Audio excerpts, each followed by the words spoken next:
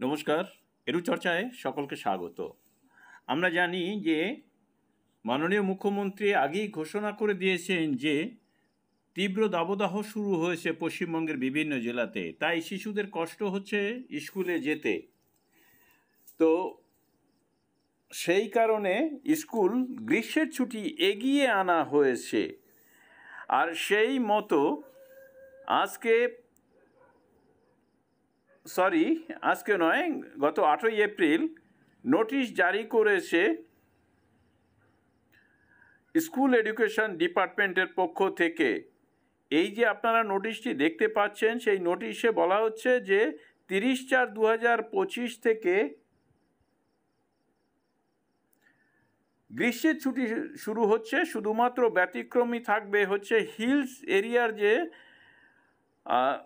জেলাগুলো রয়েছে, দার্জিলিং, কালিম্পং ডিস্ট্রিক্ট, সেই দুটো বাদে বাকি সমস্ত ডিস্ট্রিক্টেই কিন্তু গ্রীষ্মের ছুটি এগিয়ে আনা হয়েছে এবং 30 তারিখ থেকে দেওয়া হচ্ছে। যদিও আমরা জানি যে আগামী 12ই মে থেকে গ্রীষ্মের ছুটি চালু হওয়ার কথা ছিল এবং তা 23শে মে পর্যন্ত চলার কথা ছিল, কিন্তু এখানে এগিয়ে আনা হয়েছে আরও 12 দিন এবং 30শে এপ্রিল থেকেই এই গ্রীষ্মের ছুটি লাগু হবে। কিন্তু কবে খুলবে এই বিষয়ে কিন্তু এখনো পর্যন্ত কোনো নোটিশে বলা নেই, বা নোটিশে এই জাতীয় কোনো কিছু বলা নেই। বলা আছে যে যতক্ষণ পর্যন্ত না নতুন নোটিশ দেওয়া হচ্ছে ততক্ষণ পর্যন্ত কিন্তু স্কুল ছুটি থাকবে।